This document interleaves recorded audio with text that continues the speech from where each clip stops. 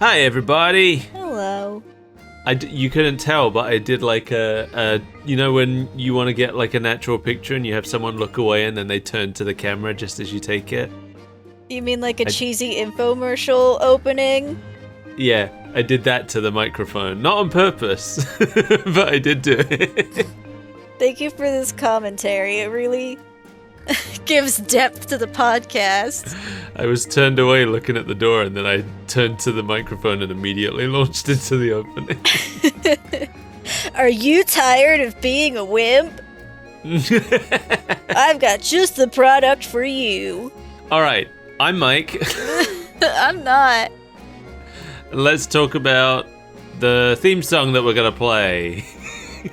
Here it is. Hi. You're probably wondering why you're not hearing the theme song right now. That is because the video got blocked on YouTube in all territories by a copyright claim from Super 8. So I'm making this separate version just for YouTube so you can still hear it. Maybe the unedited one will come back if they release the copyright claim, because I have disputed it. We get a lot of copyright claims. This is only the second time, or no, the third time that a video has been completely taken down by one. The first time was our first Pokemon episode, but I did a dispute and they very quickly reinstated the video. The second time was Mars of Destruction. That was the Evangelion people, because we played 10 seconds of the Evangelion theme as part of a joke. And they took the video down in all countries. So I just edited that out and just left it as is. But yeah, we'll see. If this one gets reinstated, then it will get reinstated. And then there'll just be another version of this. But for now, if you want to hear the version with the theme song, it's still available on Spotify, Audible, Apple Music. Is Google Podcast still a thing? If it is, it's on there as well. Anywhere else, basically, that the show exists. You can hear the version with the theme song. But for now, you'll just have to imagine, if you're going to watch it on YouTube, you're just going to have to imagine the theme song. Or maybe you already know the theme song. Or maybe you can go and look at what... I'm sure there are many other re-uploads of the theme song that you can listen to. Bye. Pretty good. Did you like it? Did you like the song? I liked it. It was pretty cute. It jazzed me up. It pumped me up. I was ready to fight all the monsters. Yeah, so this is Monster Hunter Stories Ride On. This song is Panorama by Kanjani 8, who are now known as Super 8 because of reasons that I won't go into. Look them up if you want to. I don't want to talk about it. What? Kanjani was like a combination of something and Johnny, who was the guy who owned the company. And Johnny had a big old sex scandal. Oh boy. And now the band doesn't want to be associated with him. That's fair. So they changed their name to Super 8. Good for them. There are 5 of them. Not 8. Not 8. I think there were 8, and now there are 5, but they still go by Super 8. Right, you can't rebrand every time you lose or gain a member. Yeah. I don't know about you, Mel. I was a little disappointed by the animation in this opening sequence, because this is where I learned that the monsters in the show were going to be 3D. Yeah, same. They look a little bit soulless. Yeah. It's a shame. I get it. It's easier. You don't have to keep drawing Rathalos over and over, but it does lose something for me. Yeah, same. So, Monster Hunter, released almost exactly 20 years ago. We didn't deliberately do a 20th anniversary episode. We're doing a Monster Hunter episode right now because we happen to be deep in a Monster Hunter fixation. Like 2 months deep. It won't stop. It's ruining my life. So we picked out Monster Hunter for that reason. And then while doing the research for this, I was like, oh, wait, it's actually Monster Hunter's 20th anniversary this month. Yeah, I saw a notification for it when I went to go load up Monster Hunter World. So the original Monster Hunter was released in 2004 for the PS2. It's by Capcom, creators of Mega Man. Megan Man. But we don't want to talk too much about the original Monster Hunter today because we are interested in Monster Hunter Stories, The spin-off. a spin-off from 2016 for the 3DS. And it was co-developed by Capcom and Marvelous. Do you know who Marvelous are? Yes, I do. I thought you would, because of your Rune Factory fixation. Exactly. Yes, Marvelous are responsible for... there's a bunch of stuff they're responsible for, but to me the most notable was Rune Factory and the Harvest Moon series, now known as the Story of Seasons series. The correct Harvest Moon. Yes, the real Harvest Moon, the original Harvest Moon. They didn't actually make the original Harvest Moon. It was made by a different company that got folded into Marvelous. But they've continued on the series since. They made all the GameCube ones and everything. So Monster Hunter Stories was designed to be more of a traditional RPG than the main series, and to focus on the monsters in response to players having a lot of interest in the setting of the world and the lives of the monsters. I'm sure that is what they were doing, but to me, it was just Pokemon in Monster Hunter. It was perfect. That is really what it is, yeah. And you know me, I love monster taming games. I've played almost every monster taming game that's been made. Yeah. And I like most of them too. I love Monster Hunter Stories. The first one was so good. Yes. Well, we should probably talk about our personal histories with Monster Hunter. Should we? Yeah, let's do it. So I discovered Monster Hunter on the Wii U with Monster Hunter Tri Ultimate. I guess it was Tri Ultimate. Or was it 3 Ultimate? I think they were just calling it 3 Ultimate, actually. That was my first one. I played it all on my own because nobody else had a Wii U.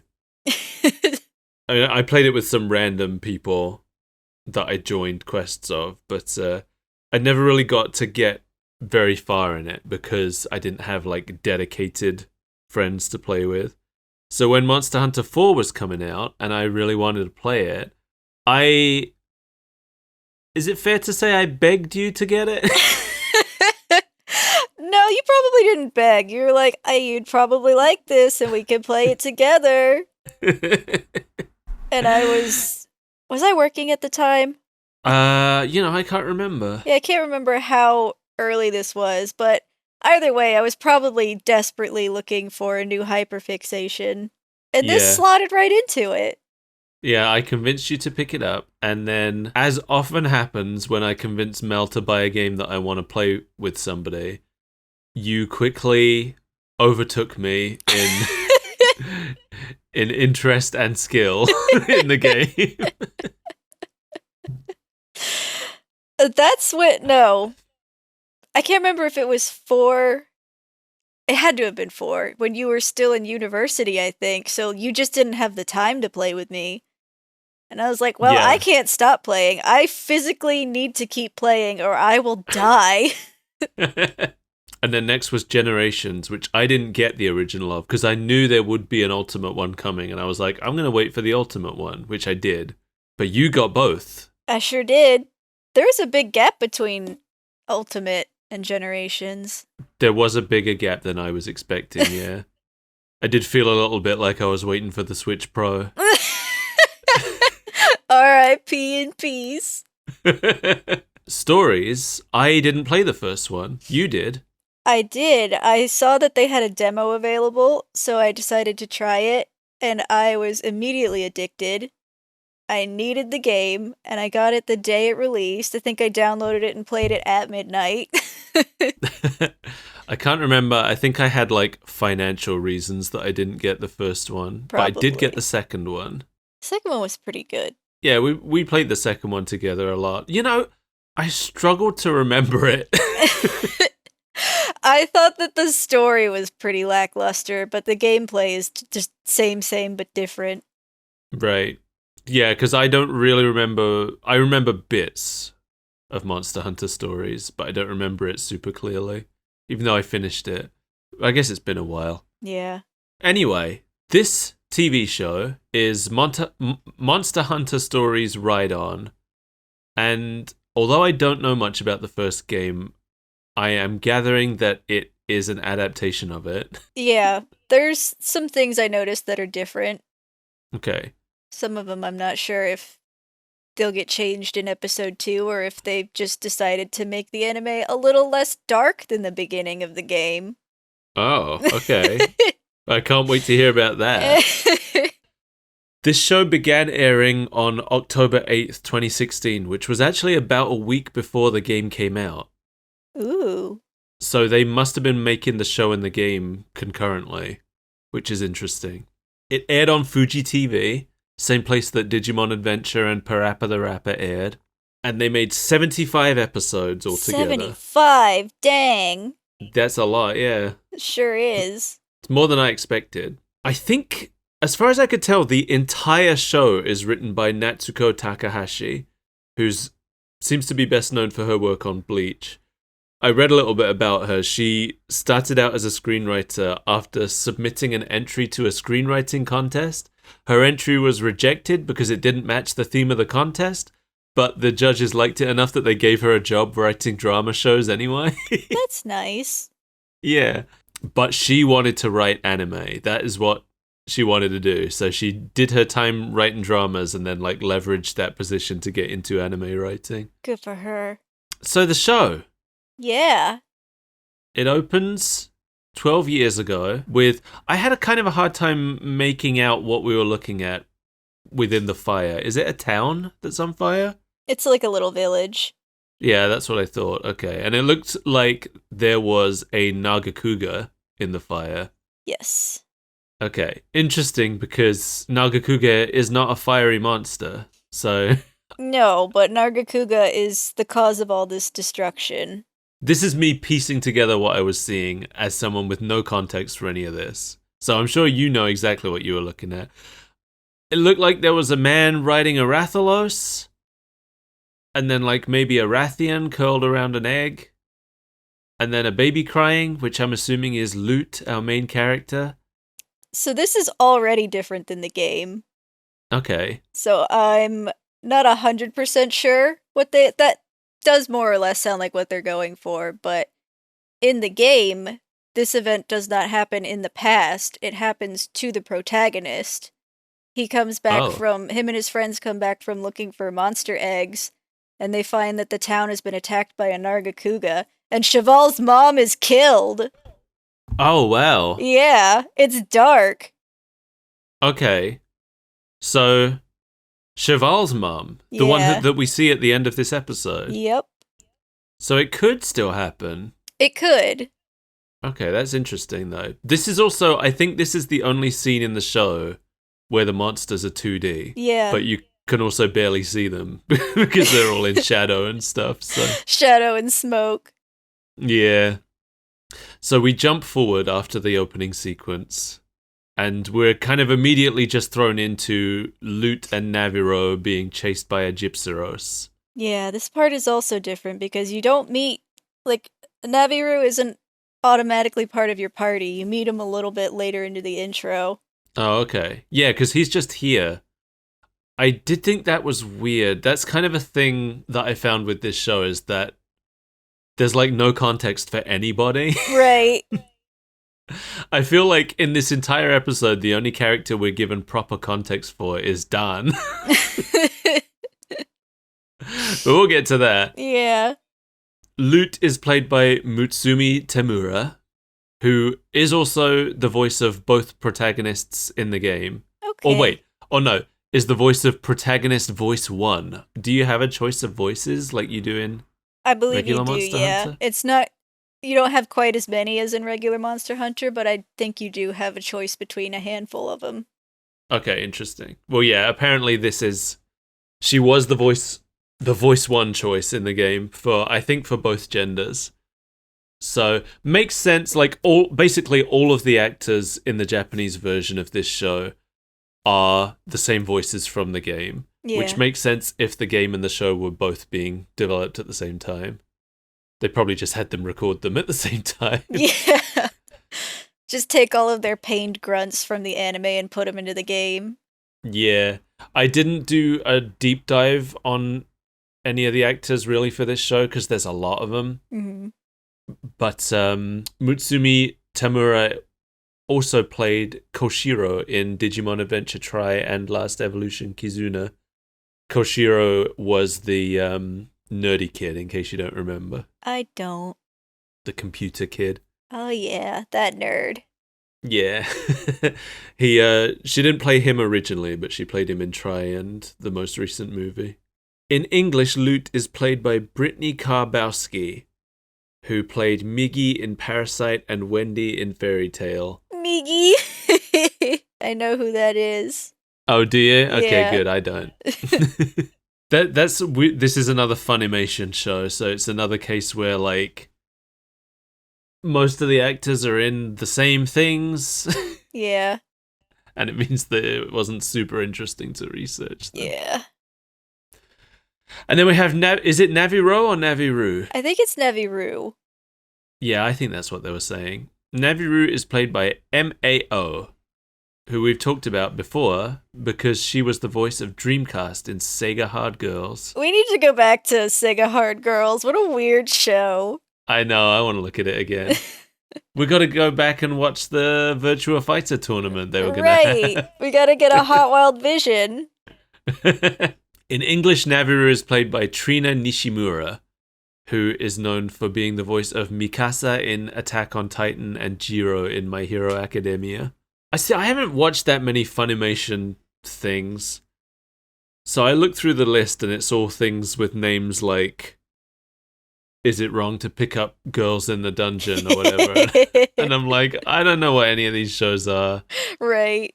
There's the handful of like really popular shows that they have, like Attack on Titan, My Hero Academia, Dragon Ball. I've not watched any of them. Those are all things that I would rather experience as a manga. Attack on Titan I'm just not interested in general though. Yeah. But like I've read a decent amount of My Hero Academia and I've read the beginning of Dragon Ball. I'm not as interested in watching the animated versions. I'm sure they're great. I'd rather watch the original thing. I'm saying that while we're doing a show based entirely on adaptation. Listen, we found our niche. Shut up about it. Anyway, so I guess like a smoke bomb of some kind gets thrown. And this was jarring. There's like a loading screen that lasts for a second.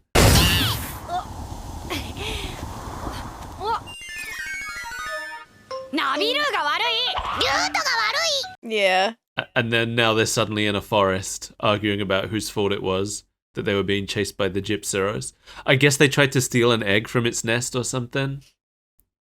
That was what I originally thought, but as the show goes on, we learn that they haven't so much as seen an egg. I think they just ran into the Gypceros while looking for eggs. That's true. I think it was the dub where they have dialogue that suggests they were trying to take an egg from its nest, but I don't think that dialogue was in the original, now that you mention it. Mm-mm. So Lilia and Cheval are here now. Doesn't Cheval mean horse? I think it does. I think I remember French. It's been like 15 years. Yeah, Cheval is French for horse. So we've got horse and Lilia. Yeah. I mean, now that you mention it, he does kind of give me Dillis vibes from Rune Factory 4, and he was a horse once. There you go there. Lilia is played by Minami Takahashi, another Sega hard girl. Which one? She was Sega Saturn. Okay.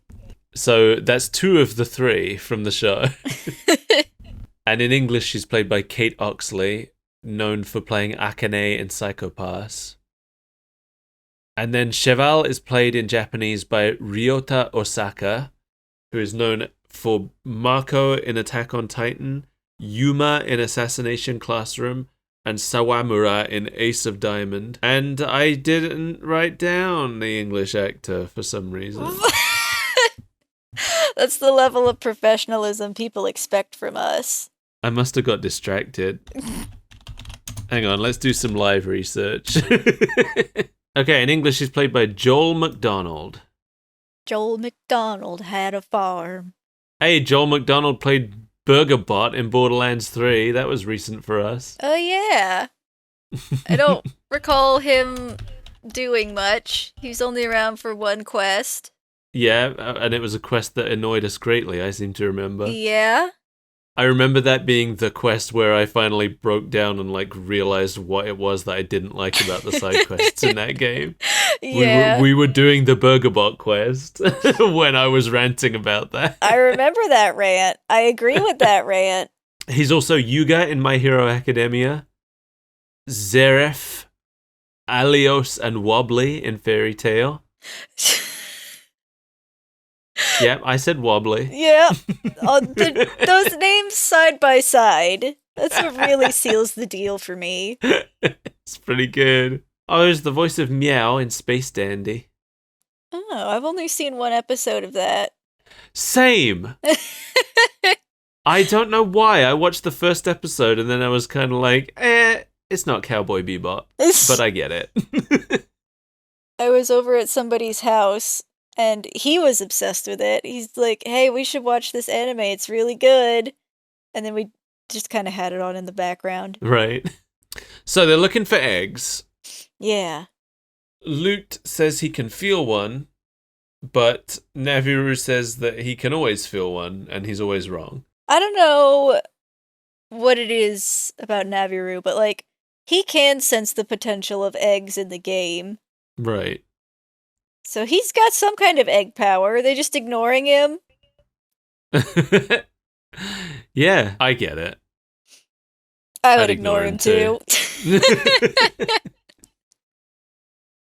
Yeah, I never really took to Naviru. No, me neither. But I almost prefer him in the anime, because, like, he's annoying, but he's, like, an annoying foil to Lute, and they kind of work well together. Yeah, I feel like the anime is acknowledging that he's annoying, and, like, no one seems to like him very much. Yeah. Which is probably the best way to do a character like that. Absolutely. Lilia mentions that Lute can just get an egg from the chief at the right tomorrow, but Lute wants to find his own. He wants to go catch his own starter. Yeah, we aren't really given a reason that he wants that. For the special bond.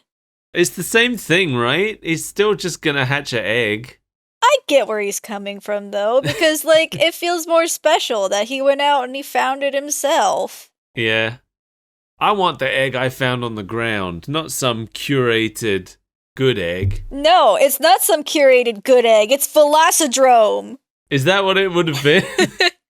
I'm pretty sure that's the first monster that you get. Okay. It's been a number of years since I played the first game, but Velocidrome, right. Bulldrome, Apsaros, they're the first, or Aptonoth, they're like the first early game monsters you can get. Okay. I remember keeping Velocidrome in my party for a while, but he gets outclassed eventually. I feel like this show, the direction this show looks to be going to me, and it makes sense for the show, but I feel like the characters probably aren't going to get more than one monster each.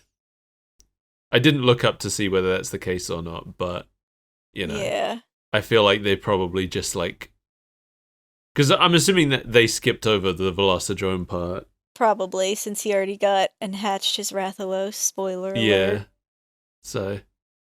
It's definitely... I can't remember if he has more in the game, but it's definitely a big deal, Cheval and his bond with Rathian. So right. There's a heavy emphasis on just those two, but I don't remember if he ever had any others. Okay. Well, he doesn't even have that yet. No. I'm assuming. So, we see the village. It's a cool looking village. I like it. Yeah, very cute, very quaint. Yeah. Hakum Village, I believe is what it's called. Yeah. And we see Dan teaching a class of student riders. Astride your favorite monster, Kurupeko. Yeah, just sitting on a Kurupeko. This scene, though, this is where the 3D-ness of the monsters bothered me the most, because he's sitting on this Kurupeko talking, but he's very clearly animated at a different frame rate than the Kurupeko is. Yeah.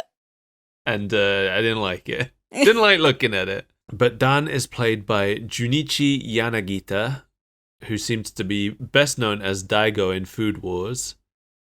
And in English, he's played by David Wald, who was Master Chief in Halo Legends, Gajeel Red Fox in Fairy Tail, and Hans in Attack on Titan. Maybe that's how that's pronounced. I don't know. I didn't watch it. Beats me. But he's basically here right now explaining to us how riders work within the Monster Hunter franchise. Yeah, he's our senior knight. You know, it's funny. So the idea is that the riders kind of live separate and secret from the hunters, right? Because they don't get on. Their philosophies are not compatible. Right. So it's kind of funny that the game is still called Monster Hunter Stories when they're not hunters. Like, they're explicitly not hunters. Well, if it was just called Monster Stories, nobody would know what it was, even if Rathalos is right on the cover. But maybe a better title would have been like Monster Hunter Riders or something. I don't know. True. Like, hunters still exist in the games. They go to places where hunters are. Yeah, I saw that there is a hunter in the show at some point as well. Yeah. I just think Monster Hunter Stories doesn't quite capture what the game is like Monster Hunter Riders might. Right. Or Monster Rider Stories. But then if it's Monster Rider Stories, you might not know it's connected to Monster Hunter, so... Yeah. So that one wouldn't work. Anyway, to be a monster rider, you need a kinship stone to form a bond with a monster. That's silly to me. That's a silly thing. But that's fine. It is silly, but it's like, how else do you explain in a universe where this is just like a tiny isolated village where they're the ones that can tame monsters when no one else can? I think I probably wouldn't have made it tied to like a mystical... If I were writing this, I wouldn't have made it tied to a mystical thing. I would have just had it been like, well, here they're nice to the monsters and the monsters respond to that. But then that kind of makes the hunters sound like jerks. Because then it's like, well, the only reason they're killing all the monsters is because they never thought to be nice to them. I mean, the kinship stone has a practical use in the game because you have to, like, fill it up to perform buddy bonds or whatever they're called. So it's like having, like, a Z crystal or something. Yeah. It's like a limit break that you have to build up to. Okay, that makes sense to me. Apparently, riders only ever receive one kinship stone. Ever. So I guess if they lose it, they're out of luck. Their monsters just walk away from them. Yeah. And those stones are given out by the village chief at the rite. We hear a lot about this rite that's coming up. Yeah. Everyone's preoccupied with it. It's the rite of passage where they get their starter Pokemon and leave Pallet Town. Yeah. One of the students, whose name is Genie, apparently. And yes, it is spelled like a lamp living genie. He reminds Dan that not all the students from tomorrow's rite are actually present. And it seems like Dan has a prior relationship with Loot. I mean, they all grew up in a tiny village together. Everybody knows everybody. Yeah, but I mean, like, prior relationship derogatory. You know? Yeah. He's always too busy looking for eggs, getting himself into trouble. Genie is played by Yuma Uchida, who played Ultraman Trigear, the villain of the Ultraman Tiger series. Oh no. I guess it's like an evil Ultraman. He looked cool when I looked him up. He was also Kyo in the 2019 version of Fruits Basket. Kyo is the cat boy. He is Ash Lynx in Banana Fish, which I haven't heard of, but I thought sounded funny. And he was the voice of Tim Goodman in Detective Pikachu, the first game, but doesn't seem to have played him in the second game. I wonder if the second game only has English voices or if they recast him. I didn't look. I can't answer that for you. I know. I do have the second game, but I haven't played it yet. I heard bad things. Really? Yeah. I never kept up with it since I didn't play the first one. I heard people were disappointed, but I don't know exactly why. I think I think it's just that the quality is low, as is the case with all Pokemon games outside of New Snap right now. Yeah. New Snap is the only one in like the last 10 years, I feel like, where people were satisfied with the quality. I don't know. People seem to love Legends. That's true. I don't think people... I had a problem with Legends because it was too short for me. Yeah. In that, like with every other Pokemon game, once you finish the story, you can just kind of still keep playing indefinitely, and I did not find that with Legends. I finished the story and then I just didn't feel enough of a compelling to come back. Yeah, I never even went back for all the DLC they added. I did, but it just wasn't very interesting. So I never finished the DLC they added because I was like, this isn't really that fun. Yeah. Because it was like you have to, for these new outbreaks that you have to do, you have to go to the areas and then you have to like feed Munchlax to find out where the outbreak's going to be. And then you have to wait for like the weather to get bad. And that doesn't happen that often. Cool. Awesome. So it was something like that. There was some reason that I just kind of gave up waiting around and stopped playing. Anyway, in English, Genie is played by Micah Solusod, who was the Soul Eater in Soul Eater. The Soul Eater? The very one. And he was also Yuri on Ice. Wow. Yuri himself. Who was the ice? I don't know who played the ice. Dang. I didn't look that up. They weren't in this show, that's all I know. Okay. So we're out in the woods. Lute is hungry. Everyone else is getting annoyed because they want to go home, I guess. Yeah, but Lute doesn't want to go until he finds his egg and also eats food. Yeah. So Lilia runs off, finds some nitro shrooms and some honey. This is where we find out that Naviru has an abusive relationship with Lute. Because he's just dangling donuts over him. Yeah, he's like, Lute's hungry. He's hungry enough that we can hear that he's hungry from his stomach noises. And Naviru's just standing there eating donuts. And then he's like, donuts are all for me. But if you find any food, half of that is also for me. Yeah, I don't remember what the deal was with donuts in the game, but they were a thing. Yeah, I figured they must be because they're everywhere. Yeah. So much of the opening animation for this show was focused on donuts. And I get it. I love donuts. Me too. I could go for a donut or 10 right now. Yeah, me too. So, Lilia is making something out of the nitro shrooms and the honey, and it's an energy drink. And I didn't remember, so I looked it up. But yeah, that is how you make them in the game. I actually learned something about energy drinks from this show. Yeah, I feel like this is one of the better instances of them implementing real gameplay mechanics. See, I actually didn't realize that energy drinks also fill your hunger meter. Oh, I didn't know either. No, I thought they were just for recovering from sleep, but apparently they also actually, if you're hungry, they also do raise your stamina level, so... Huh. Does it do anything fact- with your stamina use? Like, does it slow it down? I don't think so. Damn. Guess that's just dash juice. But yeah, when I looked it up to check if this actually is... Because, when she was handing it to him, I was like, that's not going to fill him up, though, is it? But apparently it is. And when I looked it up, a lot of people were actually advocating taking energy drinks instead of steaks. Because they are quicker? They're quicker, and also there's the added bonus of having a sleep remedy with you all the time as well. True. So Yeah. that was interesting. I haven't been using steaks. I just have so many rations. Oh, in Monster Hunter World, I like never get hungry enough to need to eat during a mission anyway. Just hasn't come up really. Occasionally it does, but it's pretty rare. Once I switched to bow, it became a real problem. Like, I lose any stamina. I'm like, gotta eat food immediately. I've just been eating all the free rations we get on quests. Yeah. I get dropped in the monster's lap so often. I'm running out of rations. So Lute doesn't trust the drink, but eventually he drinks it. It goes on for a long time though. Yeah.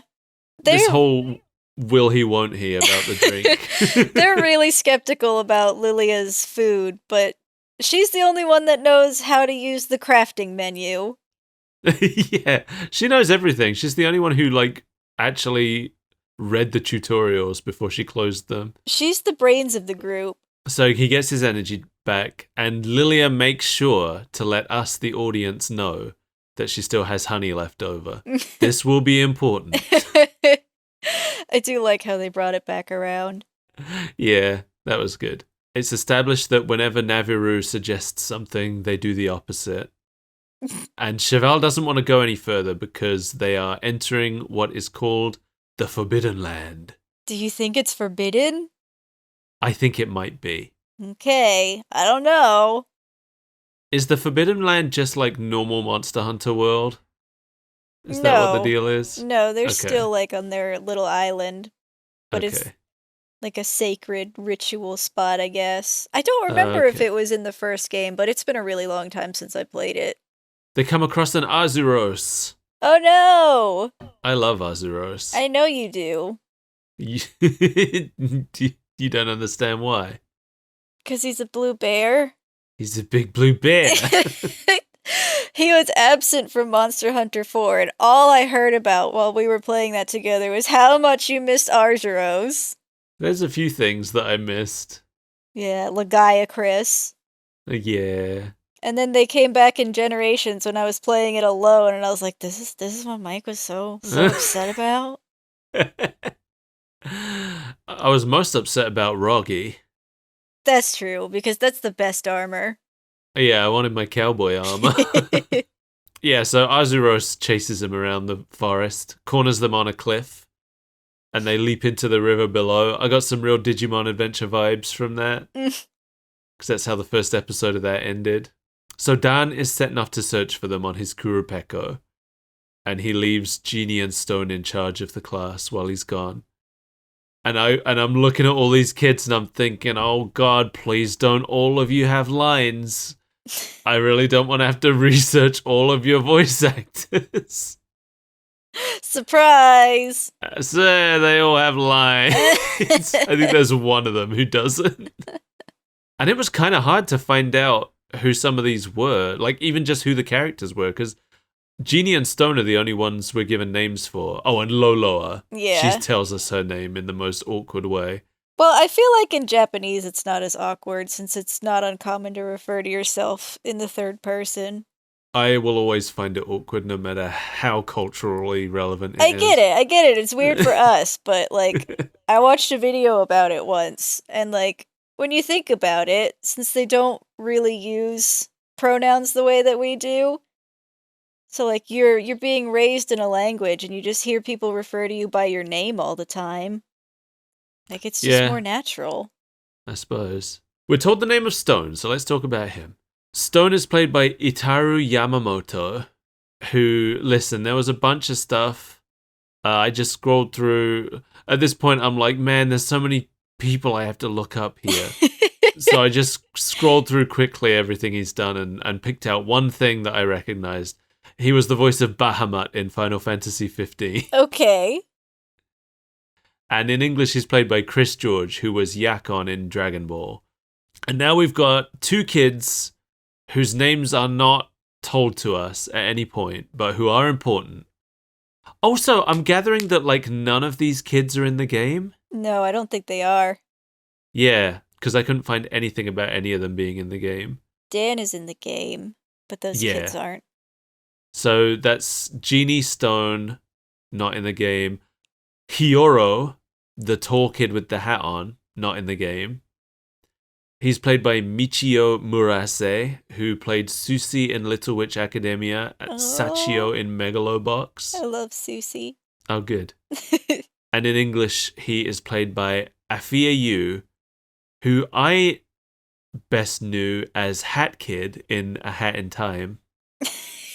Really typecast. Yeah, I guess so. She also played Rika in the 2020 Higurashi series. Okay. And Laki in Fairy Tail. And she was the voice of young Miles Edgeworth in the Ace Attorney anime. Okay. Pretty solid. And I believe she's also married to the guy who plays Genie as well. Both voicing children together. And then we've got this purple-haired, cool-looking girl. I like her. She's the one I'd want to be friends with in this class. I like Stone. Stone is also awesome. Yeah, I loved him too. Purple-haired girl is played by... No, purple-haired girl's name is Millie. She's not played by Millie. She's played by Ayaka Asai, who was Hazuki in Sound Euphonium, and apparently she's playing Yole in the 2020s Digimon stuff. Yole is a character that we didn't encounter in the Digimon things we've watched so far. No, that is not familiar. No. She's also called something else in Japanese, I can't remember. Yole is her English name. And then in English, Millie is played by Jade Saxton, who is known for playing Yuki in Wolf Children, Nona in Death Parade, and Kendo in My Hero Academia.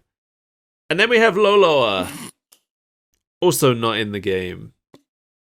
Right? I don't think so.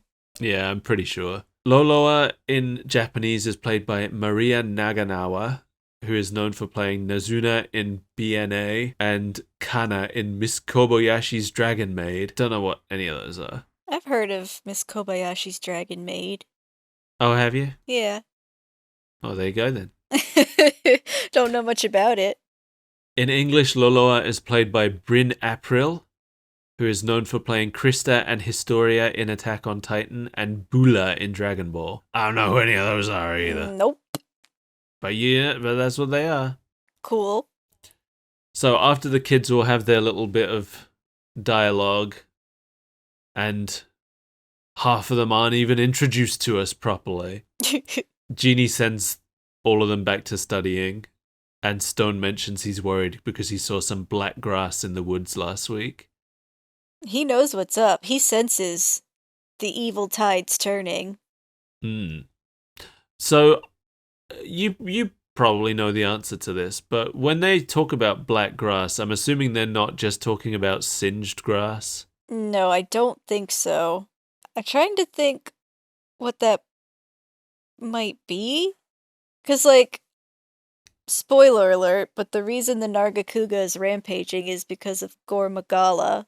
And we all know his deal. Was there did we see like a flash of Gore Magala in the opening or something? Because I definitely got a sense of Gore Magala, but I don't know why. If there was, I didn't pick up on it. That's not to say it wasn't there. Maybe I just remembered you saying something about Gore Magala being important in it. Maybe. Could be.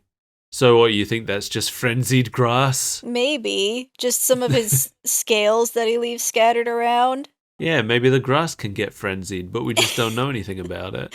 You remember the nightmare of fighting Gore Magala? He leaves those pools of dust around. Oh yeah, and then you get the frenzy. Yeah, you get the frenzy. You get cabin fever. And you gotta whack it out. Yeah. We go back to the main cast, who have found themselves washed ashore in a deeper part of the Forbidden Land, and they spot something twinkling in the forest. It's junk! It's junk. But before we get to find that out, first we have to see Dan report in to the village chief. This little Wyverian guy, I like him. Me too, he's so cool.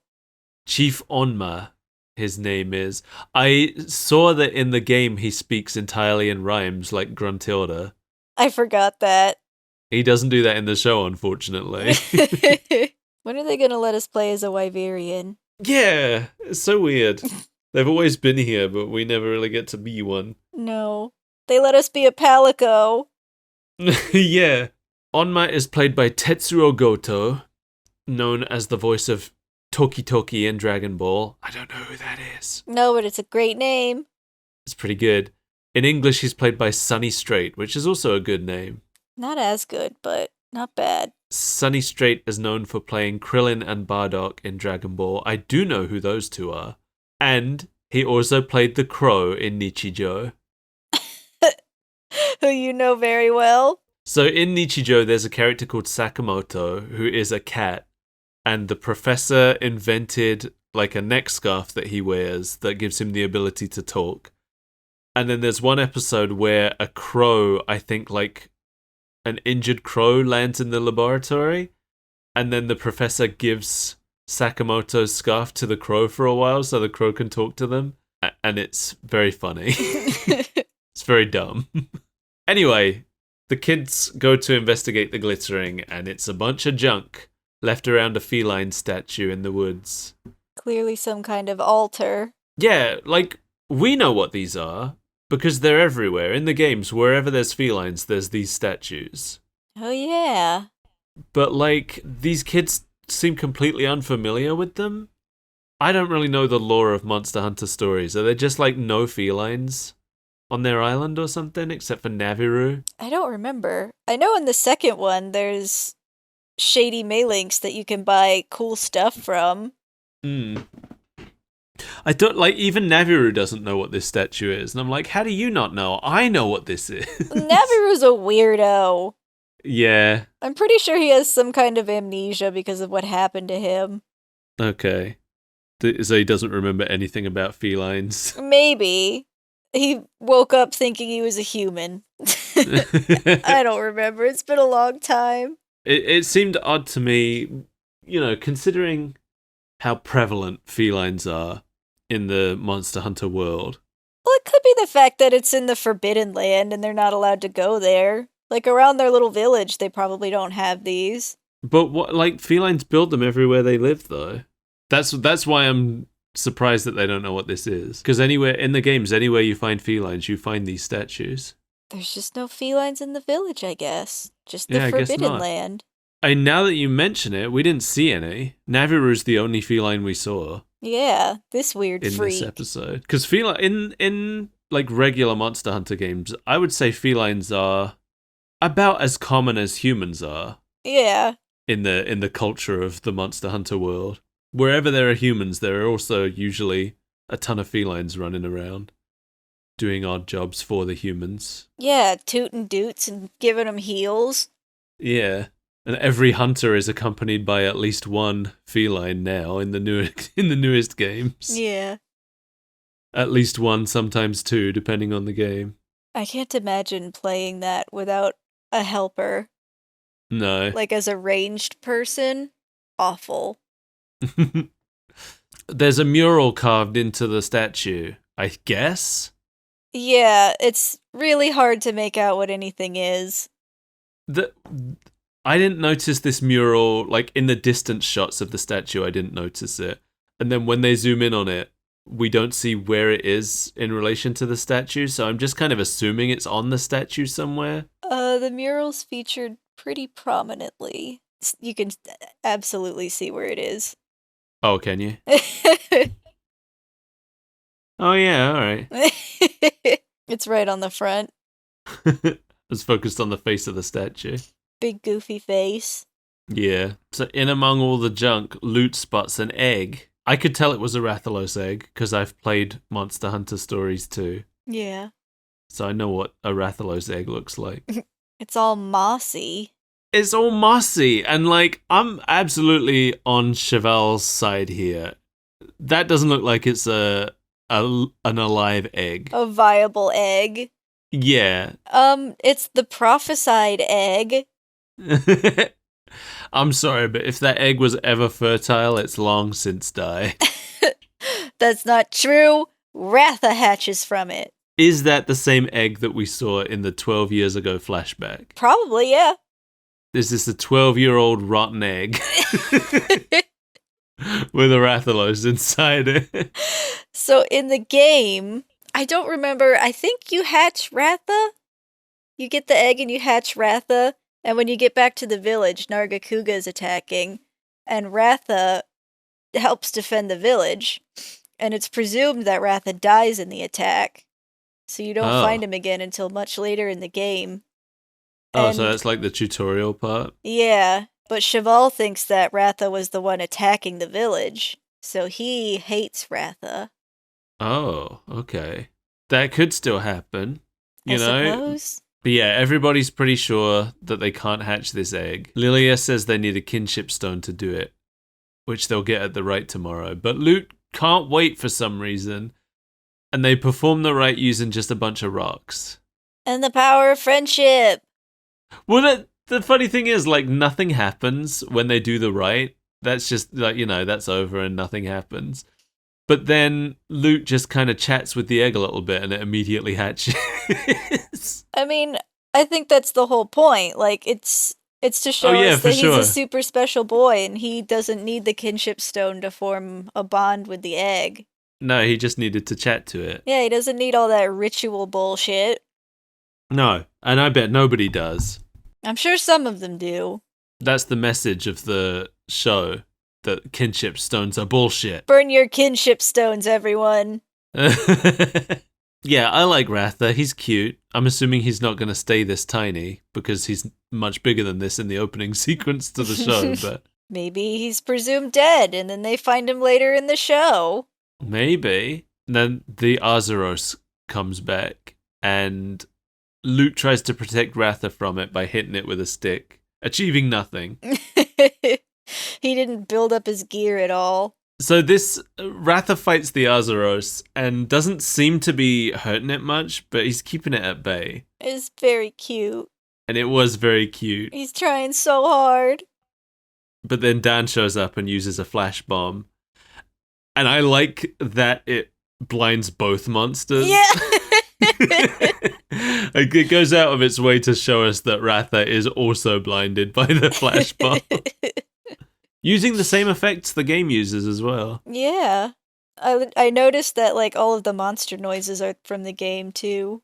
Yes, none of the monsters have voice actors, which I was so happy about. Yeah, they are just using their cries from the game, which is nice. If you're a fan of the game, that's a nice touch. Pokemon would never. No. Get a grown man to go repeat Doug Trio. Yeah, Metapod.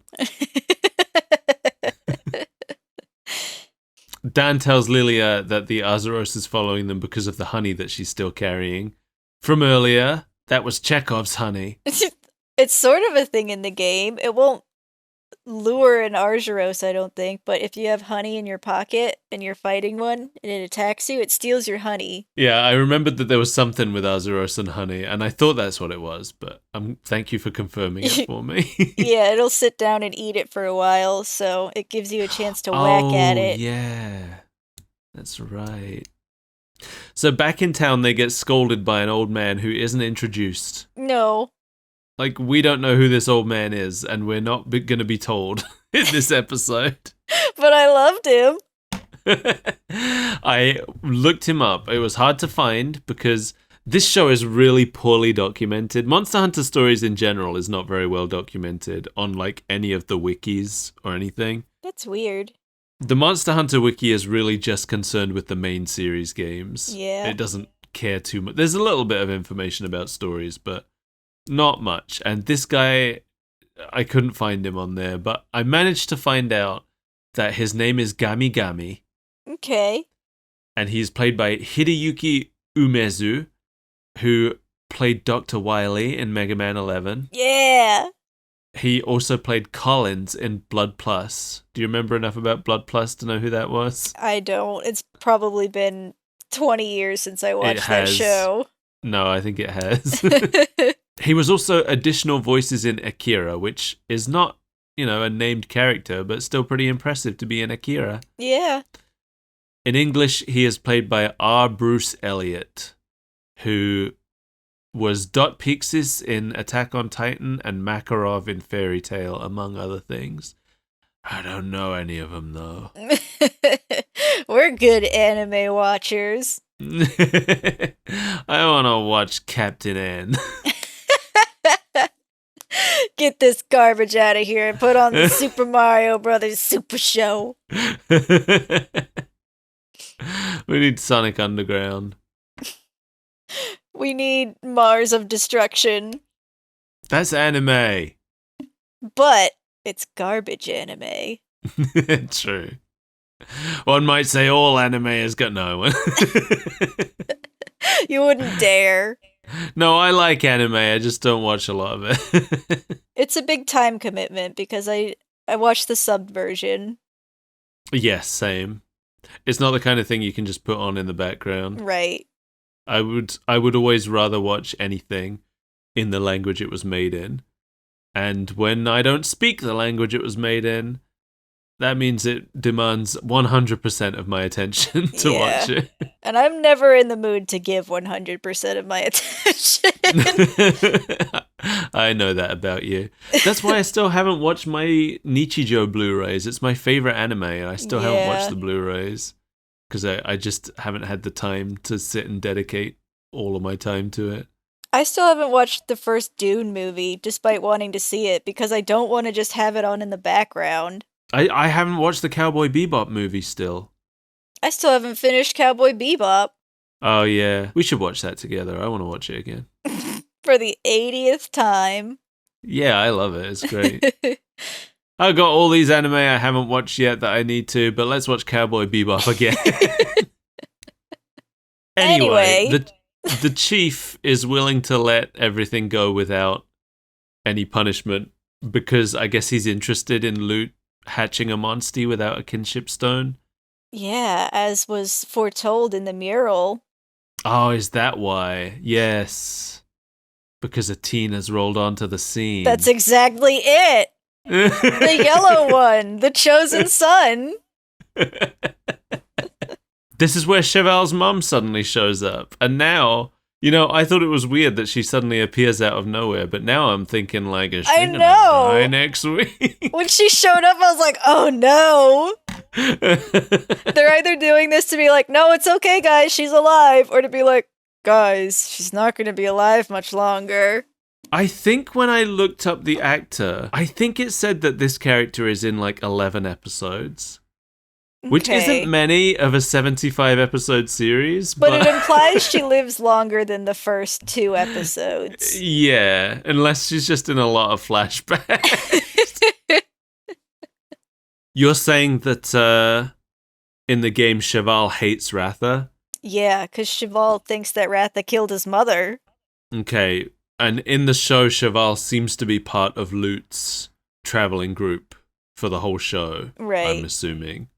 So perhaps not. In the game, he kind of fulfills the Riku role, where he takes the dark path and has to learn from his mistakes. Okay. Yeah. I mean, maybe I'm wrong. Maybe he isn't part of the traveling group, but I assumed he was like the Brock of this show. Right.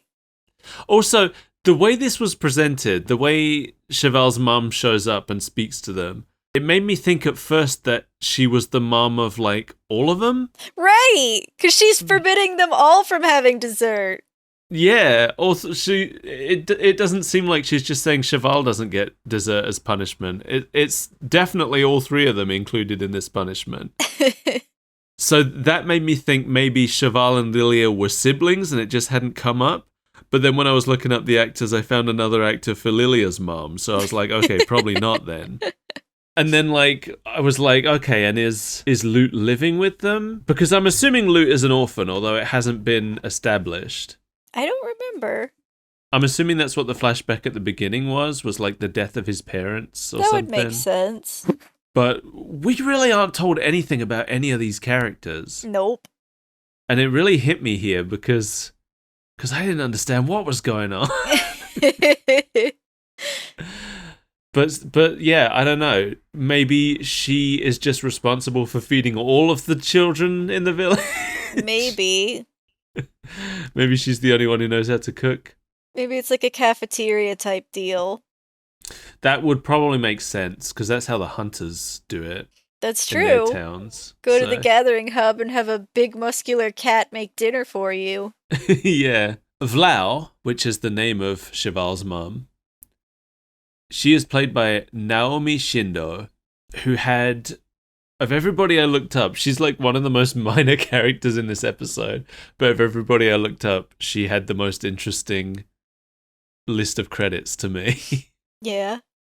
So she is the voice of both Ginchio and Ranmaru in the Samurai Warriors series. She played Dahlia in Xenoblade 2. She played Professor Juniper in Pokemon. She was Medusa in Kid Icarus Uprising, the main villain of the Kid Icarus series. And she played Chris Thorndyke's best friend Danny and his mom in Sonic X. Wow. So I was familiar with her voice from a bunch of things. That's cool. And then Anastasia Munoz, the voice of Lau in the English version, was Yukiko in Summer Wars, Minerva in Fairy Tale, and Wendy Oldbag in Ace Attorney. Yes. Wonderful. So one of the most minor characters in the episode. My favorite to research the voices of. As she's talking to them, we get a close-up of her, chicken necklace. I couldn't tell what it was. You would think it would be a really obvious monster, but I'm like, is that a red Kurapeko? It just looked like a chicken to me. But it's so specific. It just suddenly cuts to this close-up while she's talking.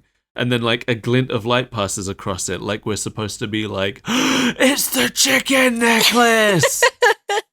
As foretold in the prophecy! But it's not anything. No.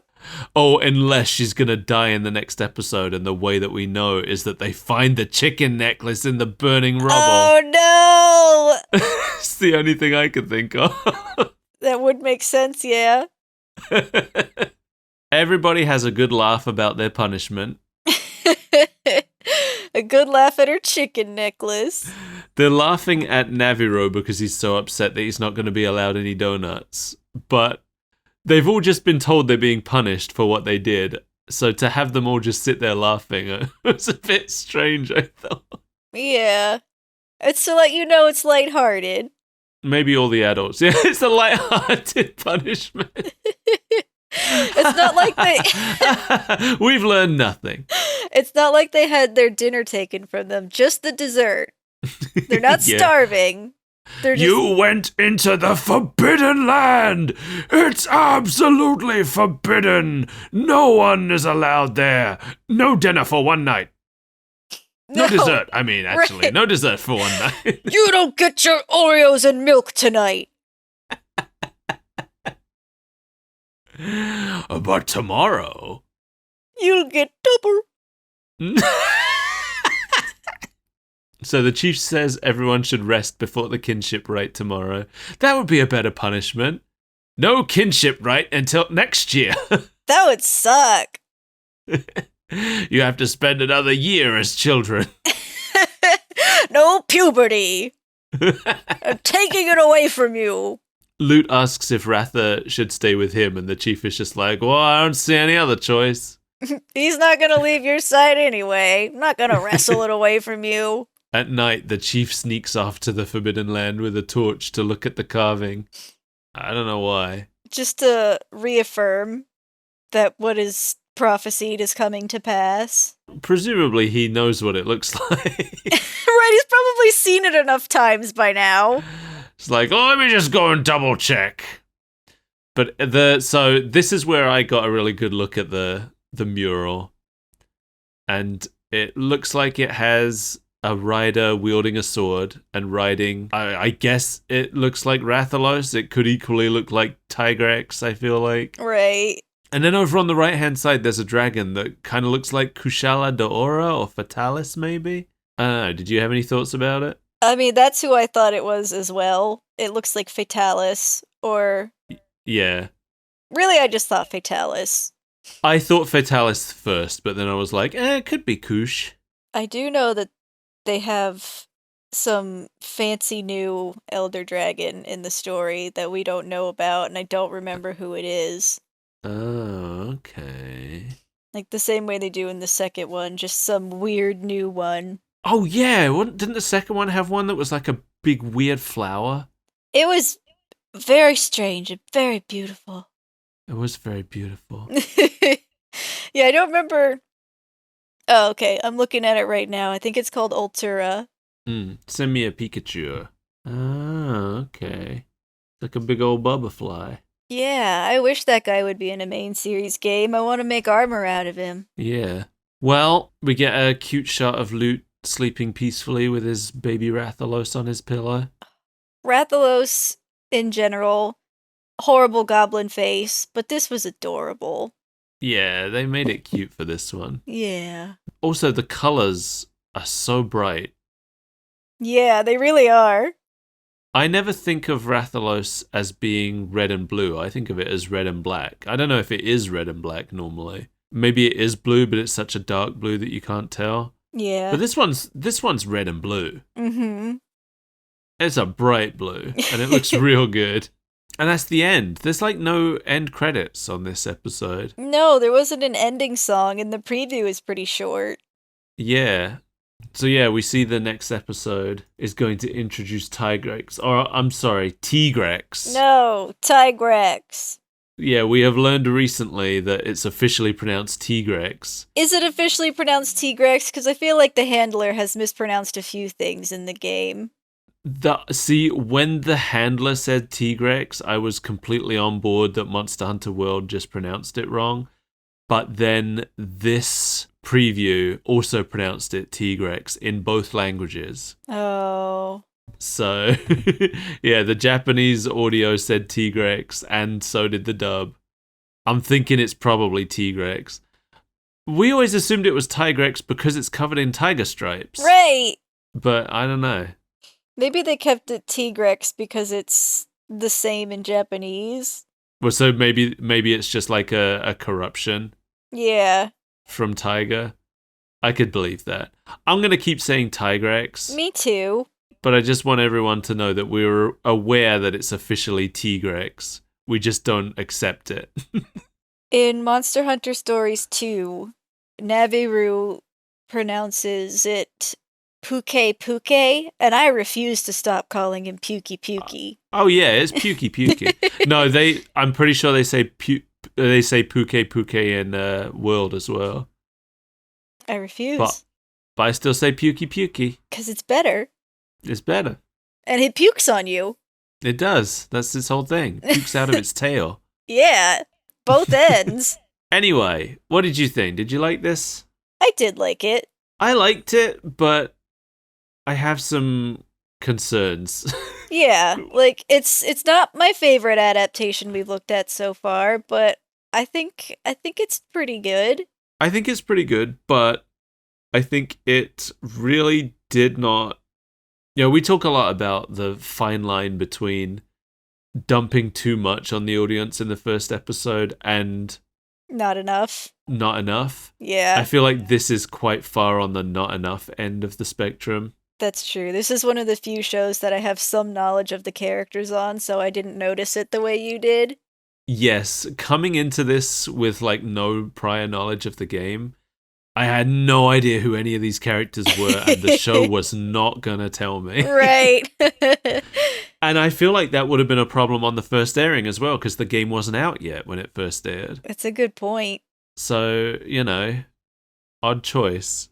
But yeah, I didn't know who anyone was, and the game doesn't, like, is Lute an orphan? I think he is, but the show does nothing to establish that or like where he lives or anything. Right, they don't even have a throwaway line about, oh, what happened to Lute when he was a baby. Naviru, we're told nothing.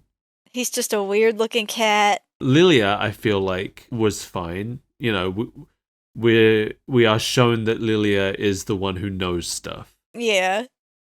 And that's probably all we really need to know. But Cheval, like, you know, his mum shows up at the very end, and it feels like we're supposed to already know her. Yeah. You're supposed to already know what's coming. Yeah, I didn't understand, you know, when his mum did show up, the way they did it made me think that all of the kids were hers. Then there's that one old man at the end. Like, what's his deal? They didn't even say his name. No, but he's real upset. I wasn't too bothered by the fact...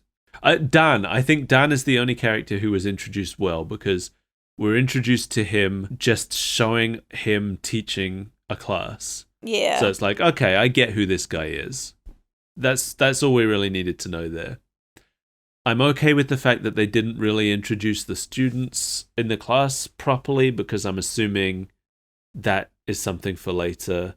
And that's okay. You know, they didn't feature enough in the episode that it mattered. Right. But we should have been told who that old man at the end was. Why's this old man yelling at them? Who is he? Right, like, instead of having...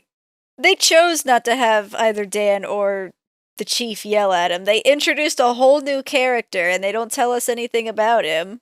Yeah, we don't even know who he is. Like, what's his position of authority? I don't think he's in the game.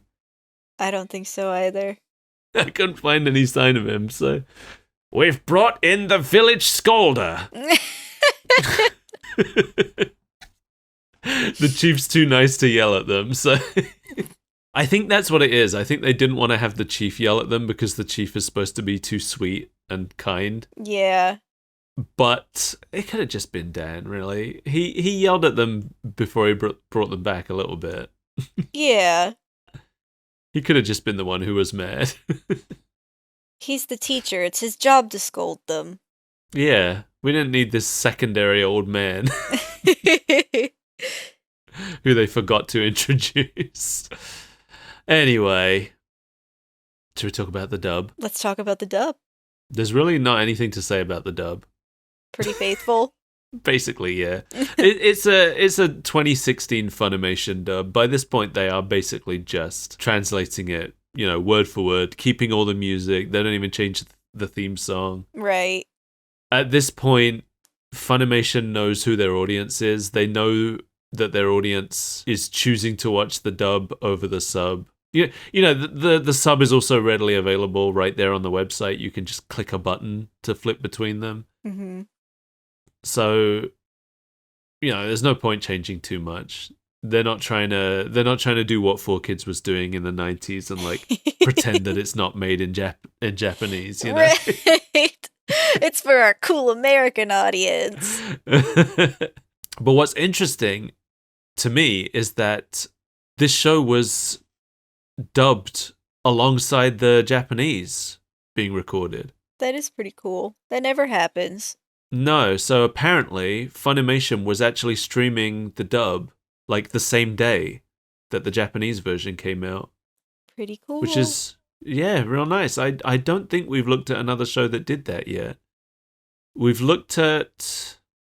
I think we've probably looked at other shows where the subtitled version came out on the same day, but I don't know if we've looked at any others where the dub did. Possibly Shenmue? I don't remember. That was a long time ago. Yeah, I know Shenmue was like part funded by Adult Swim, so it's possible that they had the dub coming out at the same time as the Japanese version. I don't remember though. But yeah, pretty good job on the dub. I watched through it. I didn't notice anything that stood out as like, hey, that's different. Mm-hmm. So we can skip straight to the legacy part. Is there such a thing? Oh, there is. Surprisingly. Really? Yes. So apparently, Hayuro and Millie, the two students who were created for the show, the tall guy with the hat and the purple-haired girl, were actually added to the game as skins that you could select for your player in an update later on. Really? Yeah. So you could actually choose to play through the game as one of those two characters from the show. Weird. Yeah. I don't know that I ever messed with that stuff because I was very attached to my rider. She was cool. Yeah, I mean, even if you had looked through the other skins, you probably wouldn't have thought anything of those ones. Yeah. If you went back and looked now, you might recognize them as the characters from the game. You could also get Genie's outfit as armor, apparently. Okay. But beyond that, I'm not sure, because like I said earlier, this game is really poorly documented. Yeah. So it is hard to find out. Like, I was trying really hard to find out. I found out that Genie's armor is in the game. I was trying really hard to find out whether Genie himself is in the game at some point, but I couldn't find anything one way or the other. So I don't know. If anybody knows, please let us know. And if anybody out there is active on the Monster Hunter wiki, please update your wiki. Put some more information on there. Inquiring minds are looking for this stuff. The Japanese actors for the show continued on to be the voices of these characters in the sequel game, or at least the ones that appeared in the sequel game. Mm-hmm. But the English actors did not. Oh, they never do. No, the English sequel actually took a really different direction with Naviru's voice, to the point that when I heard his voice in this dub. I was really shocked by it. Is the dub better? No, I think I prefer the game voice. Okay. Because he's played by a man in the game. He's played by a woman in the dub of the show. So it's a very different direction. Mm-hmm. He sounds... I want to say he sounds younger. Whereas in the show, he had more of a... Not in the show. In the game, he had more of a, like, wise guy voice, I guess. Yeah. And I think I preferred the voice of the game, I think. Okay. I guess he was a little bit Monokuma sounding almost in the game. Yeah. It's a good way of putting it. Yeah, whereas in the dub here, he just sounds like a small child. Neither were bad. No, just different. Yeah, if I had to pick between the two, I would take what Monster Hunter Stories 2 did with him. I felt like it fit the character better. Well, that's it. That's all the notes I have. That's the end. That's the end. Thanks for watching Monster Hunter Stories Ride On with me, Mel. You're welcome. Happy birthday, Monster Hunter. Happy Monster Birthday Hunter. I hate your video games, and I can't stop playing them. I love your video games, and I can't keep playing them. Yeah, that's a great description for both of us. Yeah, it really does fit how we feel about it, doesn't it? I don't actually hate Monster Hunter, but I hate Monster Hunter. I really love Monster Hunter, but it always reaches a point where it's too difficult for me, and Mel has overtaken me by too much. You have to get the health boost, Mike. Then you can survive Arch-Tempered Namiel. I feel like that's the point we're at right now, is where, like, I'm trying to do quests at your level, but you're a good 100 hours ahead of me. 100 hours? I feel like you might be. Thanks for joining us, everybody. Yeah. If you'd like to play Monster Hunter, the sale has probably ended. But it goes on sale routinely. Yeah. Come play Monster Hunter World. You might bump into us in a server, but you probably wouldn't know it's us. Us and our wild character names. Thank you to Jamie Core, our favorite and only Patreon member. Thank you, Jamie. You can be in our Monster Hunter party any day. Every day. You should bring a hunting horn. If you would like to join Jamie in the thank you list, you could head to patreon.com/superbreakfastfriendsclub and sign up for being that thing.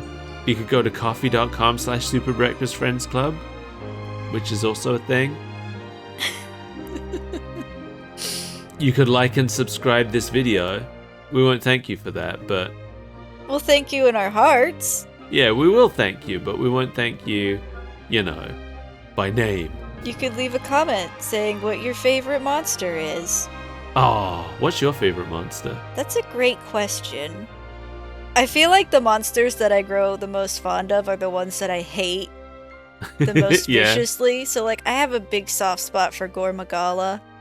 I hate him, but I love him. Yeah. I do also love Zamtrios. Zamtrios is cool. Yeah. What about you? Brachydios. Spitting it out like you were just waiting. I was. I do know about your crush on Brachydios. He's cool. Guildmarm. Hey, shut your dang holes.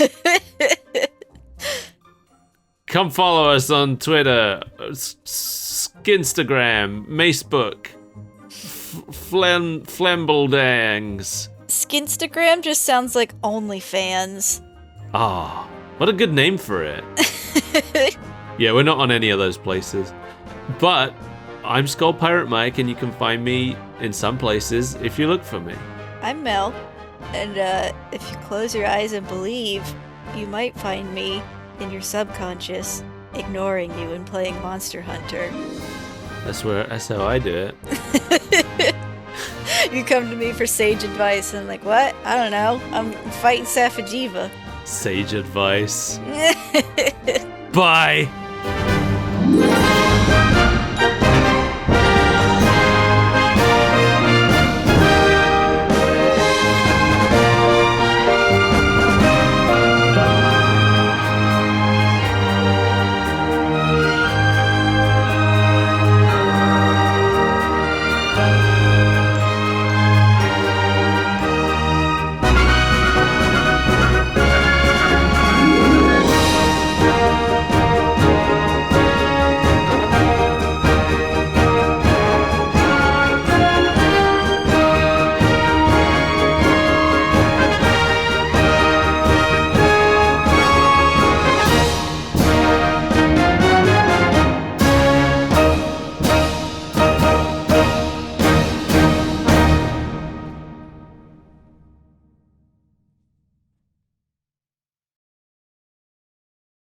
You're dumb. You're dumb.